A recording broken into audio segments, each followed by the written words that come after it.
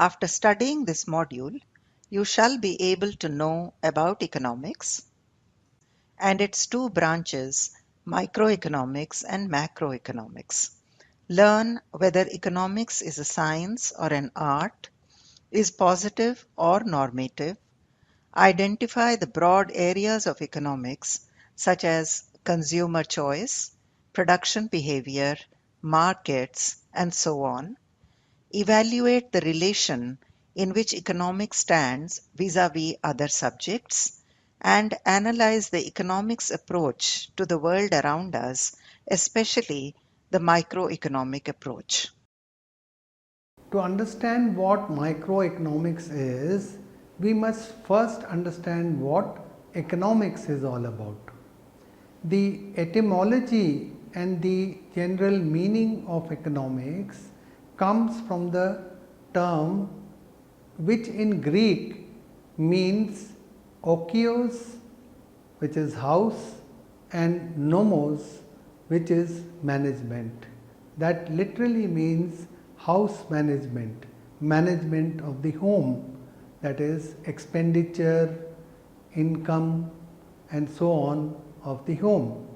In the present day sense, however, economics is a subject whose study assists the households, individuals, groups, nations, and even international organizations in making important choices for material welfare both in the short run and the long run under limitations or constraints of resources. Under its widespread umbrella comes the individual, the household, and so on, who go to the market, and the firms also who make profits.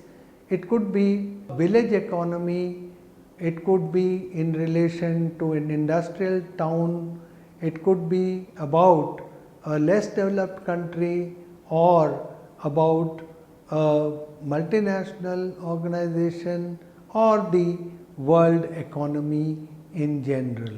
Even though the term economics had not come into usage, there was thinking on economic issues in Western Europe from the 16th to the late 17th century that went by the name of mercantilism or merchant-like thoughts. It emphasized the role of the government in following policies leading to a positive balance of trade and was thought to be the index of the country's prosperity. In the second half of the 18th century, there emerged economic thought that went by the name physiocracy. It emphasized the role of land and agriculture in ensuring a country's prosperity. The mercantilists had focused on trade and commerce and the accumulation of gold and silver.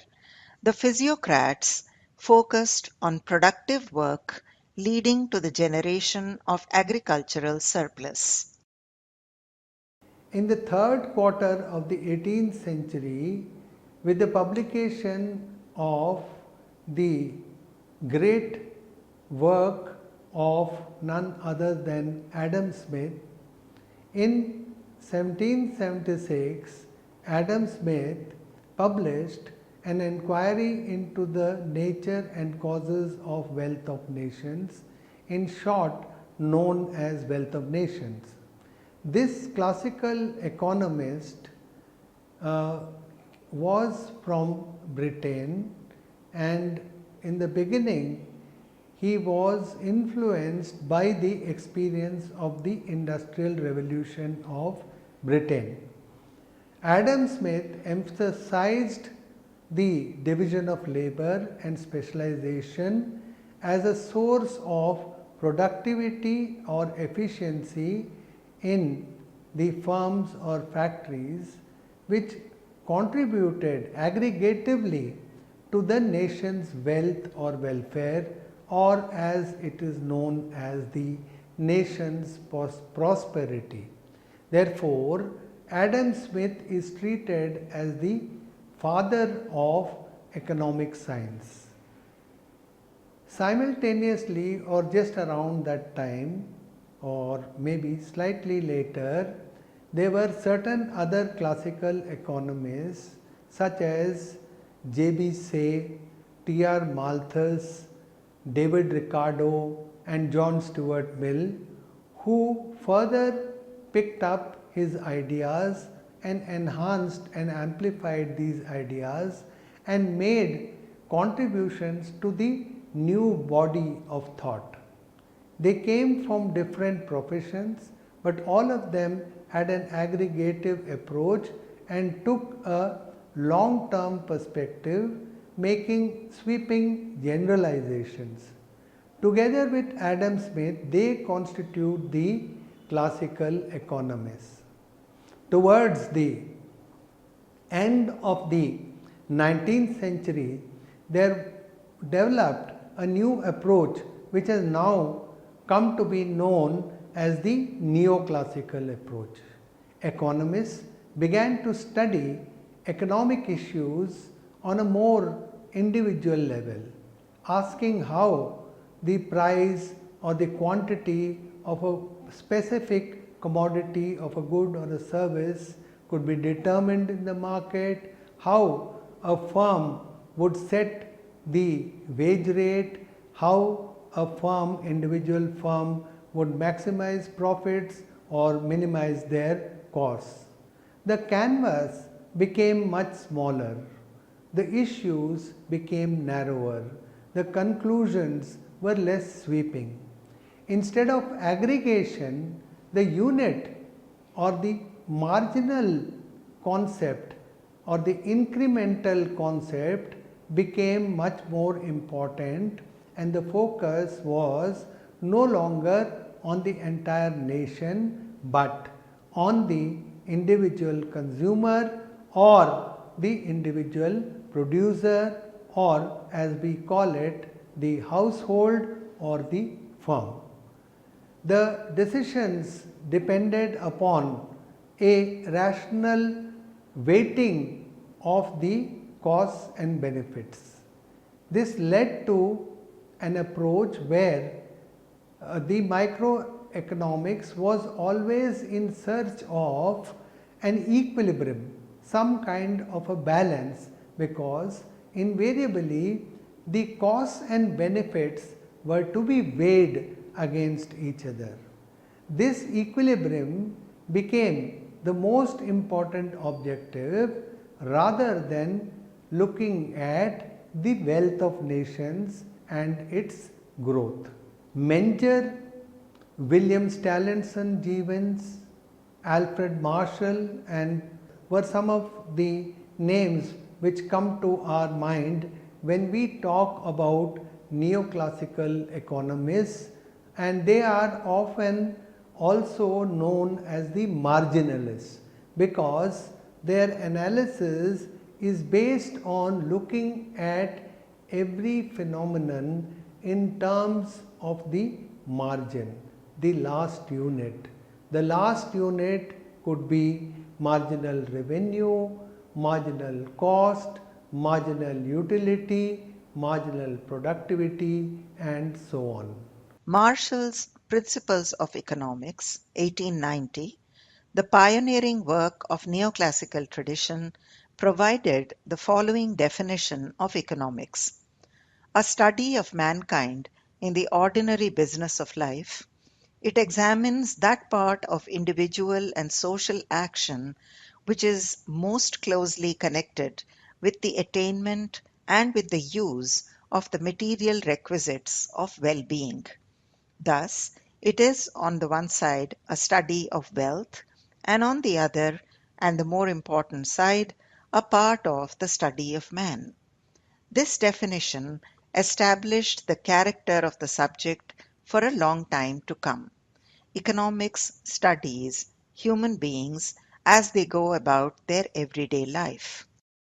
In 1932, in Lionel Robbins's essay on the nature and significance of economic science, Lionel Robbins highlighted another aspect of the subject: choice under conditions of scarcity. Economics is a science which studies human behavior as a relationship between ends and scarce means which have alternative uses. Resources or means of production, land, labor, capital goods such as machinery and technical knowledge are scarce or limited. What is applied to the production of a certain commodity or service is unavailable for the production of another alternative one. But human wants for the consumption or use of goods and services, food, clothing, housing, education, entertainment, are countless and unlimited. So, people or organizations must choose among them. Economics is the study of how people or organizations can choose to use the scarce or limited resources to produce various goods and services and distribute them to various members of society for them to consume. Contemporary economics is largely built upon this Robbinsian understanding of economics. Is economics a science or art? This is a very important question. If we look at some famous definitions, we see that Marshall regards it as a study of mankind, which is what Robinson sees it as a science. Therefore, Marshall is looking at it in terms of humanities and therefore would treat it as an art, whereas Robinson is looking at it as a science. Most universities and the degrees that are conferred by universities, they offer Bachelor of Arts or Master of Arts degrees, and therefore in general economics has been treated as an art. In contrast, it would be interesting to know that the London School of Economics actually offers a BSc and an MSc degree to all its students in economics. Therefore, we cannot just go by the nomenclature of the degree, but it is important to understand the basic thought behind what economics is about and what we should consider it and call it an art or a science. Indeed, the scope of economics is so wide that it is difficult to label it either as an art or as a science, and some people would like to call it a mixture of the two.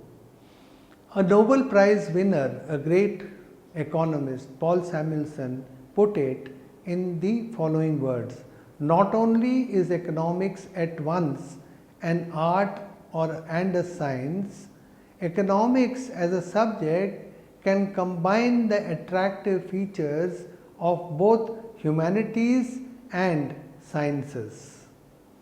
But even if the epithet science is given to economics, it remains a social science. It is, just to use Marshall's words, the study of mankind. So when we say the study of mankind, obviously, well, we could believe, we could agree with what Samuelson says, that it is partly a science and partly an art, but it is a science which relates to mankind, and therefore it is a social science. It relates to and it concerns the people or the members of a society or a nation or an economy who are acting and interacting among themselves through a complex process like production or exchange or consumption or distribution. So we must remember that all these processes are social processes involving large number of people.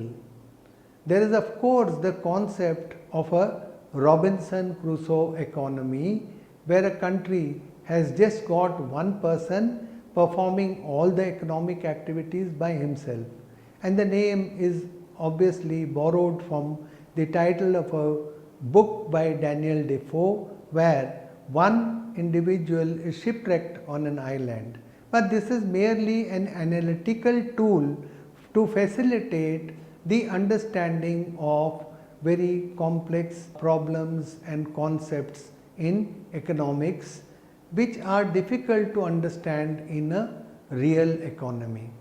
So, essentially, the subject of economics may be a science, but it is social in character.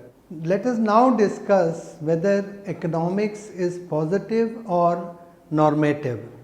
In 1953, Milton Friedman, in his essays in positive economics, said that economics should not be normative.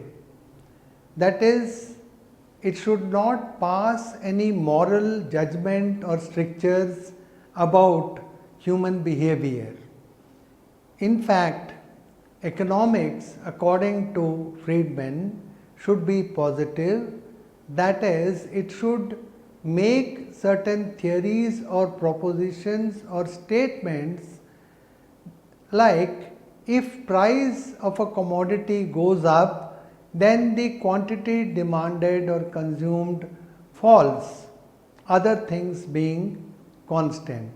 Rather than saying that, well, you stupid consumer, don't go on buying more of the commodity even when the price is increasing.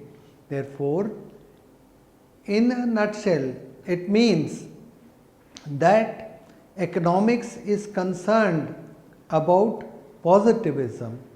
Even policy prescriptions or recommendations should be expressed in a categorical, discreet and calm way, such as if there is inflation, then the government should not issue more of notes, and because it is likely that the inflation may get exaggerated or aggravated. Rather than making statements like that the government would be stupid in increasing the money supply. We shall now discuss what the subjects do relate to economics. The subjects which are close to economics are mathematics and statistics as tools of economics used for theoretical as well as empirical verification. The pioneers like Alfred Marshall used verbal exposition as well as graphs to make out their points and say about certain concepts such as demand curve or the cost curve and so on.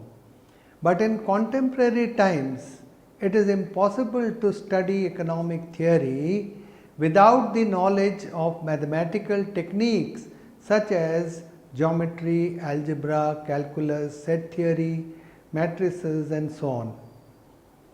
However, Samuelson assures that it is only for the higher reaches of economic theory that mathematics is needed.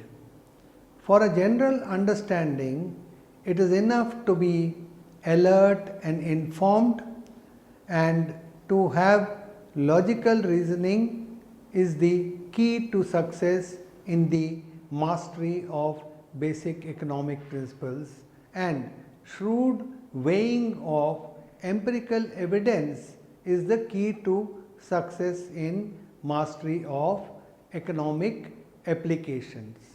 Economics is both theoretical and empirical. For empirical analysis, the application of statistics to economics has led to the emergence of econometrics. Most contemporary research in economics is done with the help of econometrics. Political science also helps in the study of economics, which was originally called political economy.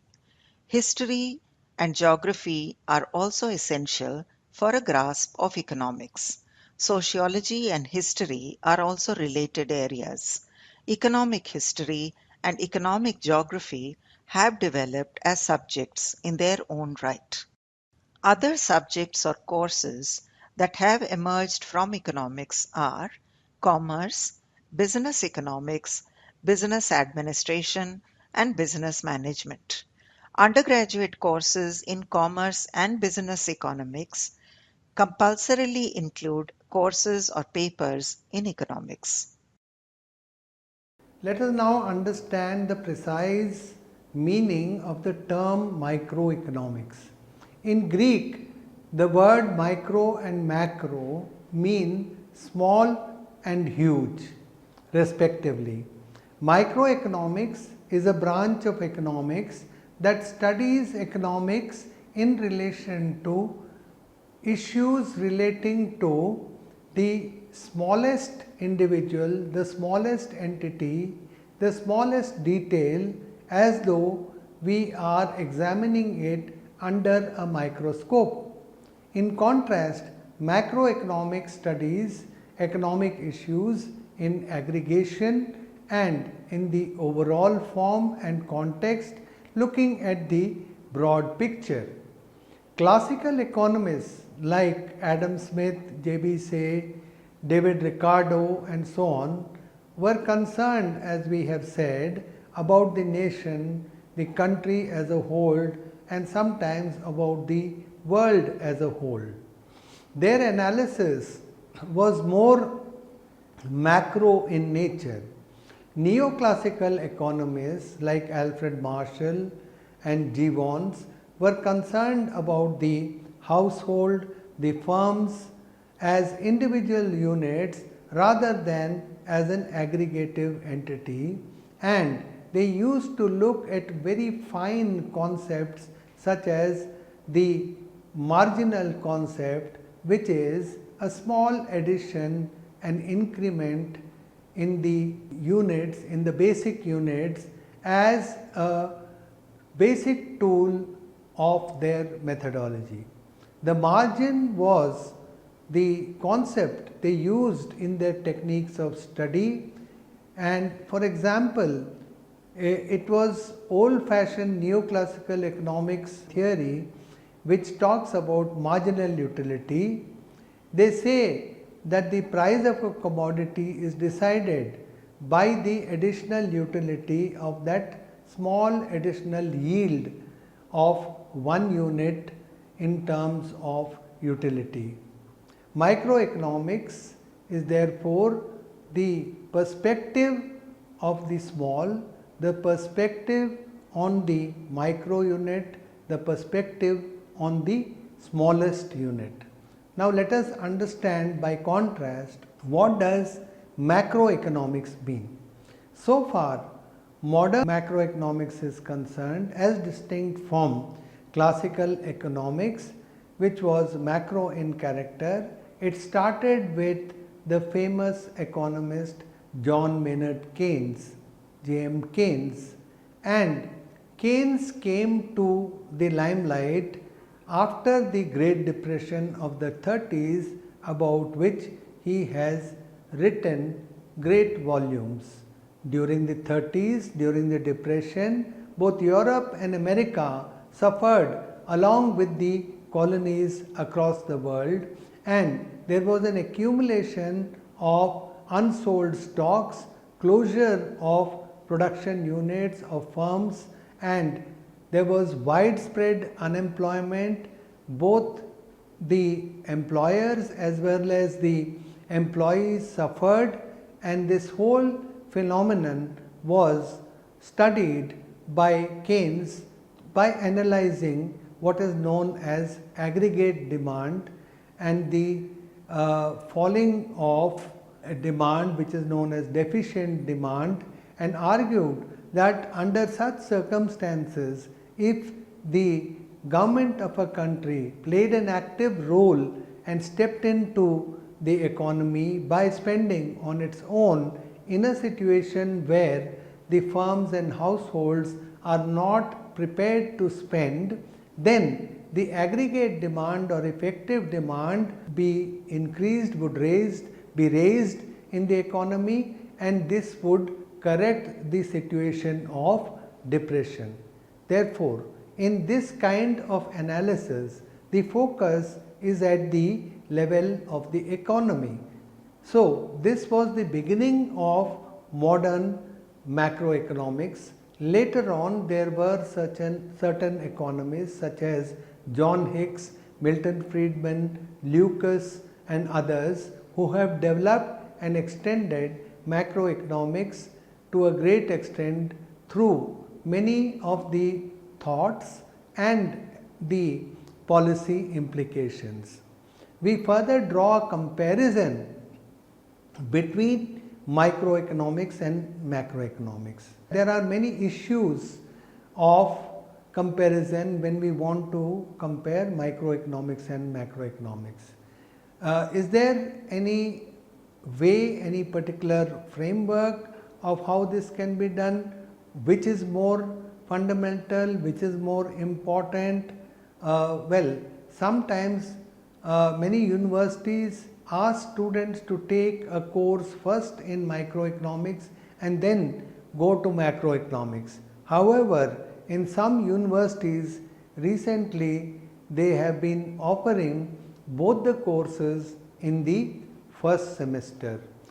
So far as undergraduate and even postgraduate studies are concerned, it is essential for students to grasp the concepts of microeconomics before going over to the concept of macroeconomics. For example, the concept of margin is learnt first through the concepts of microeconomics, and similarly marginal utility, marginal rate of substitution, marginal productivity and so on are essential for understanding basics of economics. Only then can the student proceed to other concepts such as marginal propensity to consume or the marginal propensity to save, which are concepts of macroeconomics. The concept of consumer equilibrium also has to be learnt first before the student can progress to equilibrium in the entire economy. And similar theories exist in the case of trade theory, such as the Heckscher-Ohlin theorem in international trade and so on. So far as public policy is concerned with macroeconomics, but the relevance of public policy also could be understood only if the student is aware of microeconomics. Let us now understand consumer choice and demand. It deals with how an individual consumer, person, or household chooses what quantities he or she should buy at certain market prices so as to maximize satisfaction. That is, how a demand curve or function is arrived at for the individual and for the market. Moving on to production, cost, revenue, profit. This relates to how a productive unit, say the firm, chooses on the basis of cost considerations and revenue prospects what quantity to produce and sell so as to maximize profits. That is, how a supply curve or function is arrived at both the individual and market levels. Next, we discuss about market, structure and strategy. Markets can be of various forms or structures, for example, monopsony. In addition to standard tools of geometry and calculus, game theory is often used to analyze the various strategies suitable for the various markets. So, after the analysis of consumption and production comes the analysis of markets. Further, we learn about factor payments, risk, uncertainty. This relates to the determination of payments for the various factors of production such as rent, wages and profits in terms of marginal productivity, reward for risk taking, etc. We shall now study about welfare economics. This relates to the maximization of satisfaction or welfare for the society rather than the individual. It encompasses situations of market failure caused often by externalities as well as problems caused by information that is asymmetric. Welfare economics is concerned with the type of policy recommendations economists can make. We study resource and environmental economics in the hope that we can determine ways to increase the welfare of society. Specifically, we are concerned with whether economics can make policy recommendations relating to the use of natural and environmental resources, and if so, what sort of recommendations.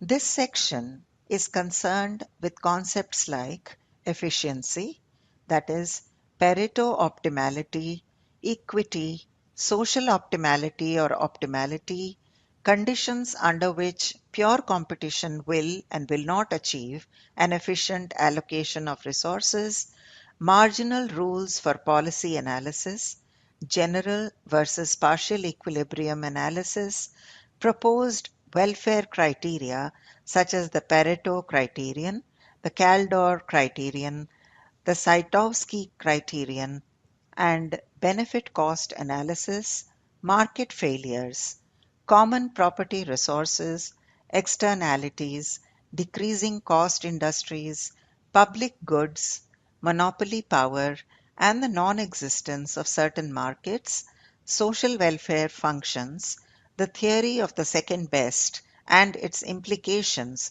for policy recommendations, and dynamic analysis.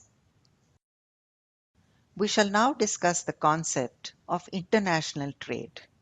Like two or more individuals, countries too can come together in relations of production and exchange.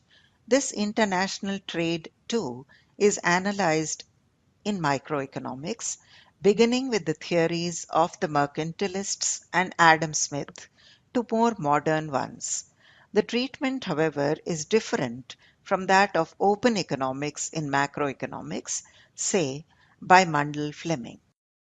International trade is the exchange of capital, goods, and services across international borders or territories. In most countries, such trade represents a significant share of gross domestic product or GDP. While international trade has been present throughout much of history, its economic, social, and political importance has been on the rise in recent centuries. It is the presupposition of international trade that a sufficient level of geopolitical peace and stability are prevailing in order to allow for the peaceful exchange of trade and commerce to take place between nations. Trading globally gives consumers and countries the opportunity to be exposed to new markets and products.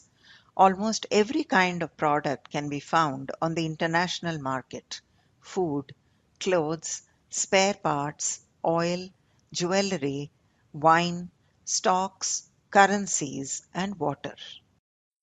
Services are also traded: tourism, banking, consulting, and transportation. A product that is sold to the global market is an export, and a product that is bought from the global market is an import.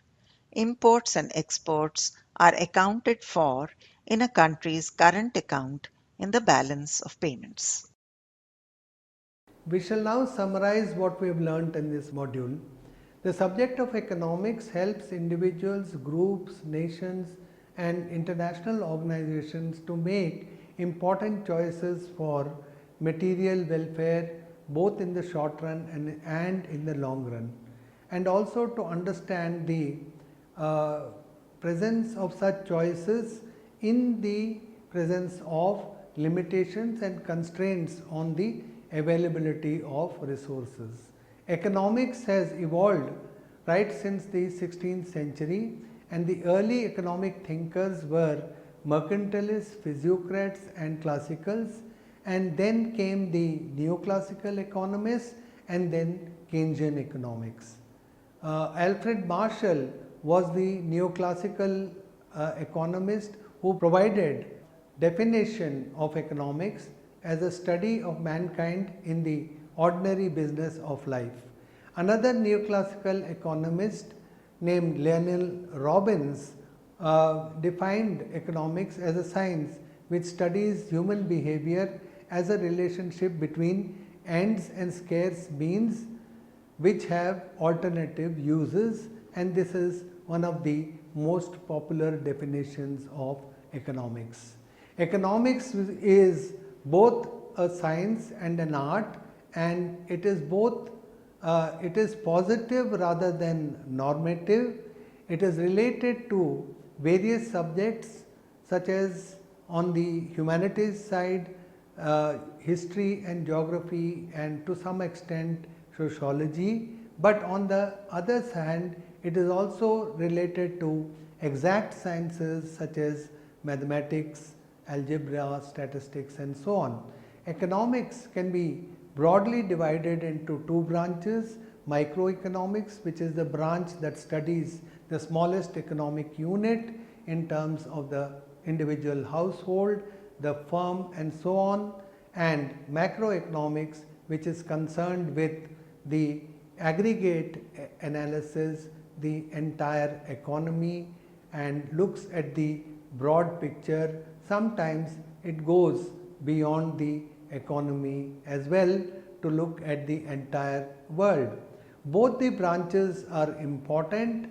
Microeconomics includes questions of consumer choice, production function, markets, factor payments, uncertainty, welfare and international trade, whereas macroeconomics concerns things such as aggregate demand, aggregate supply, national income determination, multiplier and so on.